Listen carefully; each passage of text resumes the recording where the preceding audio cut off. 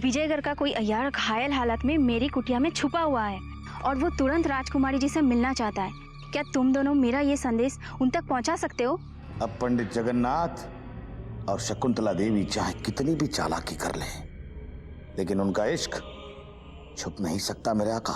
कौन है वो दुष्ट जिसने आपके साथ ये निजता की है? पंडित जगन्नाथ, जिसे हम पिता की दृष्टि से देखते रहे और वो हमारे पति बनने का सपना देख रहे हैं। हुजूर, पंडित जगन्नाथ और शकुंतला देवी की प्रेम कहानी हमने महल के साथ साथ सारे नगर में फैला दी है। अरे तो सारे नगरवासी उन्हें मन ही मन कोसने भी लगे हैं। अब देखना हुजूर, पंडित जगन्नाथ अपना बोरिया बिस्तरा लेकर जल्दी महल से वापस लौट जाएंगे और आपको अपना मुंह कभी दिखाएंगे नहीं। अहमद नाजिम, हम भी उसी दिन की प्रतीक्षा कर रहे हैं जब पंडित जगन्नाथ के पश्चात शकुंतला देवी को भी उनकी ही तरह अपना मुंह छिपाकर यहां से भागना पड़ेगा। परंतु शकुंतला देवी के पुत्र गजराज सिंह को यहां से कैसे भगाना है, ये हम समझ नहीं पा रहे हैं। हुजूर, गजराज को इस महल से भगाना इतना सरल नहीं होगा। क्यों? क्योंकि वो राजकुमारी किशोरी से विवाह करके शिवगढ़ का राजा बनने का सपना जो देख चुका है। ये तुम क्या कह रही हो केसरिया? ये हम नहीं कह रहे हैं हुजूर, स्वयं गजराज का कहना है। हम अभी अभी अतिथि कक्ष में उसके इरादे जानकर आपको सूचित करने चले आए। ये लो, गांव अभी बसा ही नहीं कि लुटेरे मुंह उठाए पहले ही चले आए। और गजराज तो माँ से भी बड़ा छुपा रुस्तम निकला हुजूर। माँ पंडित जगन्नाथ के चक्कर में है और बेटा राजकुमारी किशोरी पे डोरे डाल रहा है। अब हम बहुत अच्छी तरह से समझ गए हैं कि शकुंतला देवी अपने पुत्र गजराज सिंह के साथ शिवगढ़ के इस महल में क्या करने आई है। मक्कार शकुंतला देवी अपने पुत्र गजराज सिंह को ढाल बनाकर हमारा राज सिंहासन हड़पने का षड्यंत्र रच रही है। किंतु हम उनके षड्यंत्रों को कभी पूरा नहीं होने देंगे हुजूर। और रही बात उनके सुपुत्र उस पतंगे की, तो वो जब तक उड़कर राजकुमारी के पास जाएगा उससे पहले ही हम उसे अपनी हुस्न की आग में जलाकर भस्म कर देंगे, राख बना देंगे हुजूर। वाह केसरिया वाह, शाबाश शाबाश। यदि तुमने अपने इस सुंदर रूप का जादू चलाकर हमारा ये कार्य कर दिया तो आधी बाजी तो हम वैसे ही जीत जाएंगे। फिर पंडित जगन्नाथ के इस महल से भागने के पश्चात इस पूरे शिवगढ़ के महल पर हमारा एक छत्र अधिकार होगा और हम बन जाएंगे महाराजा धीराज क्रूर सिंह।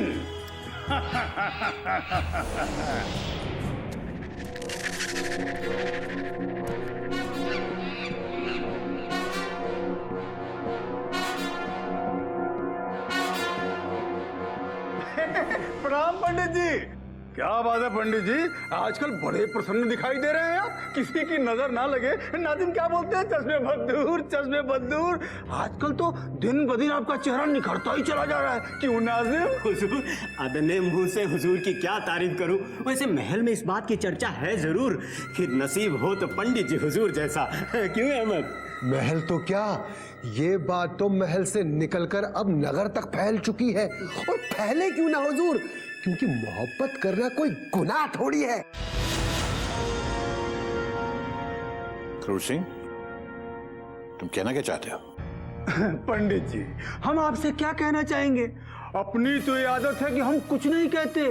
पंडित जी, हम नहीं, ये सारा महल कह रहा है कि राजकुमारी किशोरी और शत्रु युवराज के प्रेम के पश्चात आपका और शकुंतला देवी का प्रेम दिन दूना और रात चौगुना फल फूल रहा है। क्रूर सिंह,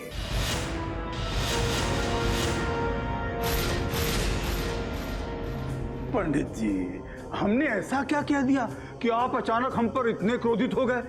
हम तो वही कह रहे हैं जो लोगों से सुन रहे हैं पंडित जी। ये सब अफवाहें हैं क्रूर सिंह, जो महल में छुपे हुए हमारे शत्रु फैला रहे हैं। पंडित जी, यदि ये सत्य है तो ये अफवाहें तत्काल बंद हो जानी चाहिए। आप हमें केवल उसका नाम बता दीजिए कि कौन है जो ये अफवाहें फैला रहा है। हम उसे पकड़कर शिवगढ़ से बाहर फेंकवा देंगे। आखिर अब आपका शत्रु हमारा शत्रु है। क्रूर सिंह, हमें तो लगता है कि ये अफवाहें फैलाने वालों में सबसे बड़ा हाथ तुम्हारा है और ये हम साबित भी कर देंगे। और तुम्हारे साथ साथ जो कोई और भी इसमें दोषी पाया गया उसे इतना कड़ा दंड दिया जाएगा कि जिंदगी में वो दोबारा किसी को बदनाम करने की हिम्मत नहीं कर पाएगा।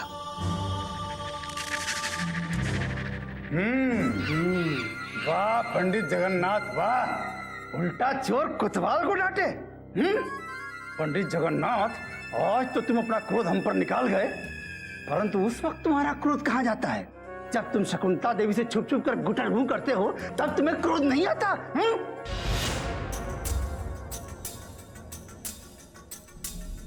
आदाब पंडित जी, क्या बात है? आज आप बहुत परेशान दिखाई दे रहे हैं।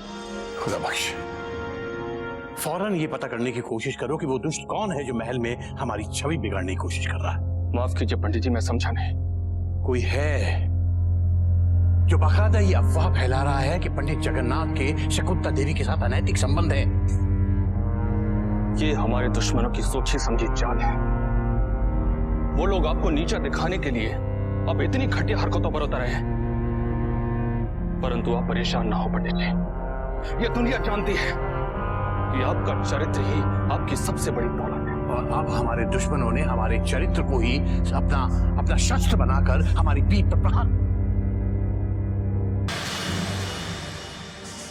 खुदा बख्श, यदि हम लोगों ने इसका प्रत्युत्तर नहीं दिया तो पंडित जगन्नाथ की छवि पर हमेशा हमेशा के लिए कैसा कलंक लग जाएगा जिसे मिटाना असंभव हो जाएगा।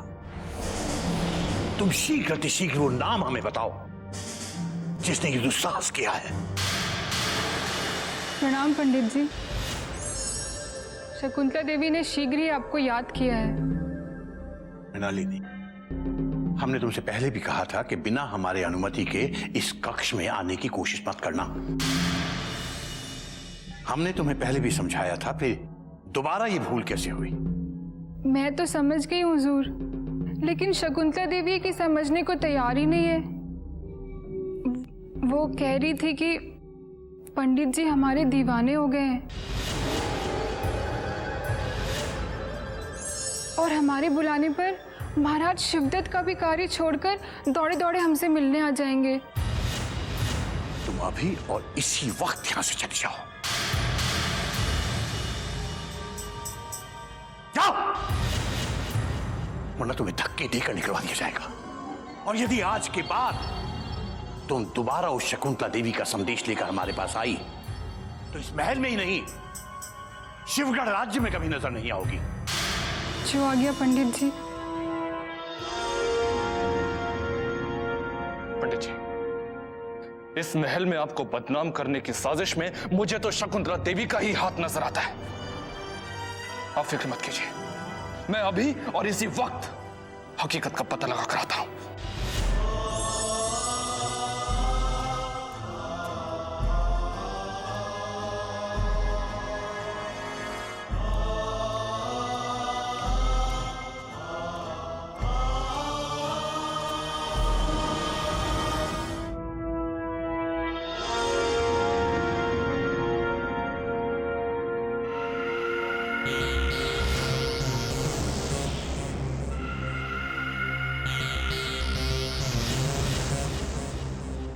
हमें अपने कक्ष में आने के लिए नहीं कहेंगे नाथ? शकुंतला देवी अतिथि वो होता है जिसे आमंत्रण देकर घर बुलाया जाता है, वो नहीं जो बिन बुलाए मेहमान की तरह स्वयं चला आता है और अपेक्षा करता है कि उसका अतिथि सत्कार किया जाए। बताइए, बिना आमंत्रण के आपने हमारे कक्ष में आने का कष्ट किस लिए किया? हमें तो ये कक्ष अब अपना लगने लगा है और अपने कक्ष में आने के लिए क्या अनुमति लेनी होती है नाथ? शकुंतला देवी। अरे क्या देवी देवी, हम तो आपसे ये पूछने आए थे कि आपके कहे अनुसार हमने अपने मन की भावनाओं को बदलने की बहुत कोशिश की, पर कमबख्त हमारे ये कदम है कि आपकी ओर खिंचे चले आते हैं। अब आप ही बताइए ना कि हम क्या करें? अपने कदमों को बहकने से रोकिए, क्योंकि इस उम्र में बहके हुए कदम आपको केवल बदनामी और पतन की ओर ले जाएंगे। आपके प्यार में बदनाम तो हम हो ही चुके हैं नाथ, परंतु हमारा पतन नहीं हो सकता। क्योंकि इस पतित को बचाने के लिए आप जो है नाथ। शकुंतला देवी, आपको कितनी बार मैंने आपसे कहा कि हमें पंडित जगन्नाथ कहिए। आप समझते क्यों नहीं है? इस बदनामी के छींटे हमारे दामन पर भी पड़ रहे हैं। कृपया करके आप जाइए। बड़े निर्दयी है नाथ। पहले तो दिल में प्रवेश कर जाते हैं और फिर कहते हैं जाइए।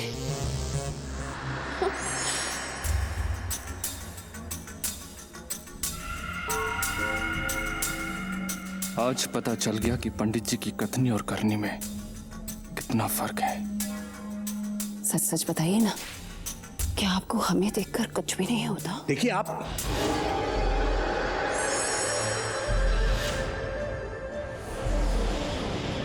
खुदा बख्श। माफ कीजिए पंडित जी।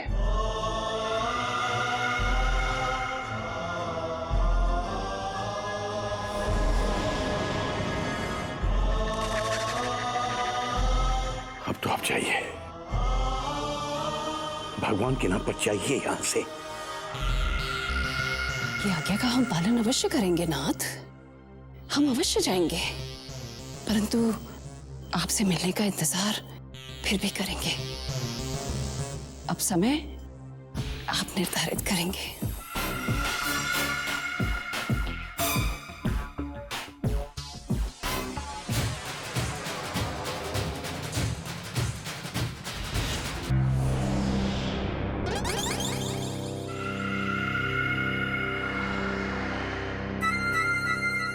हुजूर, कुछ देख रहे हैं आप? लगता है शकुंतला देवी जी पंडित जगन्नाथ जी से ही मिलकर चली आ रही है ना? ओए होए होए होए, इनका सुंदर चेहरा शर्मो हया से लाल हुआ जा रहा है। हुजूर, आप किन ख्यालों में खो गए? देखो तो नाजिम, शकुंतला जी को देखते ही हमारे हुजूर के सुंदर मुख पे नमक उतर आया। अहमद, तुम बिल्कुल ठीक कह रहे हो। जब भी हम किसी सुंदर सी स्त्री को देखते हैं, हमारा मुख भी ठीक वैसे ही सुर्ख लाल हो जाता है जैसे कि शकुंतला देवी का। चलो चल के उनकी कुछ प्रशंसा कर देते हैं, ताकि भविष्य में कभी वो हम पर भी मेहरबान हो जाएं और इसी बहाने अंदर की कुछ सूचना हमारे हाथ लग जाए। प्रणाम शकुंतला देवी। अरे क्रूर सिंह जी, आप तो दिखाई नहीं देते। कहाँ व्यस्त रहते हैं? अब आपसे क्या बताएं शकुंतला देवी जी, महाराज शिवदत्त की अनुपस्थिति में पूरे राज्य का कार्यभार हमारे कंधों पर आ जाता है। अब ऐसी स्थिति में इतना समय नहीं मिल पाता कि हम किसी से मिलजुल सकें। हमें तो पता ही नहीं था। हमें आज ही पता चला कि आपके कंधे पर कितनी जिम्मेदारी है। वरना हम तो आपको समझते थे कि आप एक महान योद्धा हैं। आज पता चला कि हमारे जीजा श्री के दाहिना हाथ हैं आप तो। बिल्कुल 16 ने सच कहा आपने। इसीलिए तो भगवान ने आपको सूरत और सीरत दोनों दी है। और आपका ये सुंदर मुखड़ा पूनम के चांद की तरफ दमकता रहता है। ये तो आपकी सुंदर सुंदर आंखों का कमाल है, जो हमारा चेहरा आपको पूनम का चांद नजर आता है। वैसे आप भी तो कम नहीं। इस पूरे महल में आपसे सुंदर कोई है ही नहीं। हुजूर, मैं क्या कह रहा था आपसे, आप बहुत खूबसूरत है। आपको यकीन ही नहीं हो रहा था, पर आज शकुंतला देवी जी उस सच पर मुहर भी लगा दी। हुजूर, ये किसने महल में झूठी अफवाह फैला दी कि शकुंतला जी आपकी जगह पंडित जगन्नाथ की खूबसूरती की तारीफ करती रहती है? उनकी तारीफ? उनकी तारीफ तो हमने कभी नहीं की, बल्कि वो ही हमारी तारीफ करके और हमारे पीछे पीछे घूमा करते हैं। हाँ।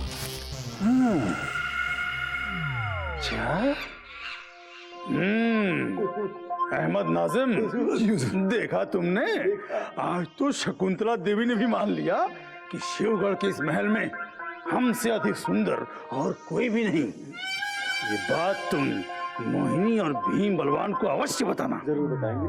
हमें जितना दुख विजयगढ़ नहीं पहुंचने का हो रहा है, उससे भी अधिक दुख इस बात का है कि हमारे वजह से तारा सिंह संकट में पड़ गए। अब तो तारा सिंह के जीवित रहने की आस भी टूट गई। दुष्ट भवानी सिंह ने उसके प्राण छीन लिए। ये हमारा दुर्भाग्य है राजकुमारी जी। आप पहले से ही इतनी दुखी हैं, अब और सोच सोच कर स्वयं को दुखी मत कीजिए। राजकुमारी जी, राजकुमारी जी, राजकुमारी जी, राजकुमारी जी, प्रणाम राजकुमारी जी। एक शुभ समाचार है राजकुमारी जी। शुभ समाचार? विजयगढ़ का यार जीवित है। क्या? तारा सिंह? कहाँ देखा है तुमने उसे? हमने उसे नहीं देखा, किंतु इमली ने हमें बता दिया कि वो यार उसके घर में छुपा है। इमली? कौन इमली? इमली इस राज्य की एक बेसहारा युवती है जो शिवगढ़ की सीमा पर एक कुटिया में रहती है, और हम आपको वहीं ले जाने के लिए आए हैं। परंतु हमारा इस समय महल से निकलना असंभव है। तुम संध्या को ले जाओ। आप चिंता मत कीजिए राजकुमारी जी, मैं भीम और बलवान इनके साथ निकल जाऊंगी और तारा सिंह से भेंट करके शीघ्र वापस लौट आऊंगी। संभल कर जाना, और तारा सिंह से कहना कि वो कुटिया से बाहर ना निकले। हम अवसर मिलते ही उससे भेंट करने आएंगे। जी राजकुमारी जी, मैं उसे सब समझा दूंगी। चलो भीम बलवान। प्रणाम राजकुमारी जी।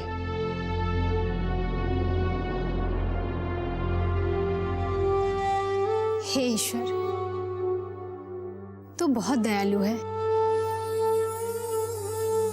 युवराज से मिलने की टूटी आस को तूने फिर से जोड़ दिया। बस अब भीम बलवान के साथ संध्या को भी बिना किसी विघ्न के तारा सिंह तक पहुंचाते।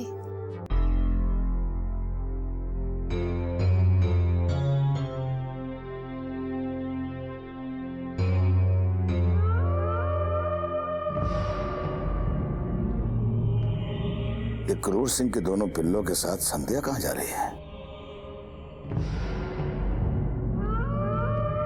यहाँ? मैं कब से तुम दोनों को ढूंढ रही हूँ। पाठशाला जाने का समय हो गया है, चलो। और तुम लोग हो कि यहाँ इधर उधर घूम रहे हो। माँ से पीछा छुड़ाने के लिए तुरंत कोई बहाना बनाना पड़ेगा, वरना राजकुमारी जी का कार्य अधूरा रह जाएगा। अरे सुनाई नहीं दे रहा है क्या? चलो जल्दी से भोजन कर लो, फिर मैं स्वयं तुम्हें पाठशाला छोड़कर आती हूँ। वैसे भी मुझे बहुत सारे कार्य हैं, अब जल्दी करो, जल्दी करो। तो माता श्री, आज आप अपना कार्य कर लीजिए, क्योंकि आज से हम दोनों महायोद्धा पाठशाला नहीं जाने वाले। क्यों? इस बार फिर से अनुत्तीर्ण होने का इरादा है क्या तुम्हारा? माता श्री, अब हम दोनों महायोद्धा कभी भी अनुत्तीर्ण नहीं होंगे, क्योंकि हमारे गुरुजी जो हमें अनुत्तीर्ण करते थे, अब वो इस संसार में नहीं रहे। क्या? हम दोनों महायोद्धा उन्हीं की अर्थी को कंधा देने जा रहे हैं। किंतु तुम्हारे मोटे ताजे आचार्य का निधन कैसे हो गया? मैंने कल ही तो उन्हें चलते फिरते देखा था। ये हमें नहीं पता कि भगवान ने उन्हें अपने पास कैसे बुला लिया। आप जाकर अपना कार्य पूर्ण कीजिए, हम अपना कार्य पूर्ण करके तुरंत आपके पास आते हैं। ठीक है, जल्दी आना। किंतु ये संध्या तुम्हारे साथ कहाँ जा रही है? मैं मैं इनके गुरुजी की पत्नी को राजकुमारी किशोरी की ओर से सांत्वना देने जा रही हूँ। आप भीम बलवान की चिंता मत कीजिए, मैं इन दोनों को लेकर शीघ्र लौट आऊंगी।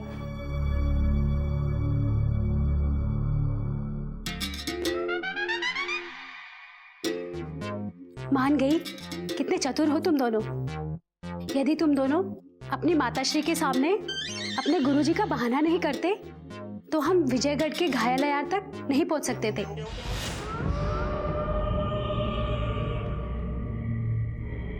चलो।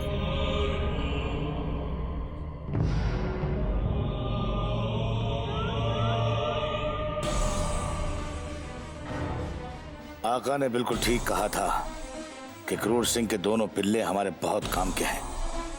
विजयगढ़ के अय्यर का ठिकाना तलाशने के लिए उन दोनों पिल्लों का फौरन पीछा करना होगा।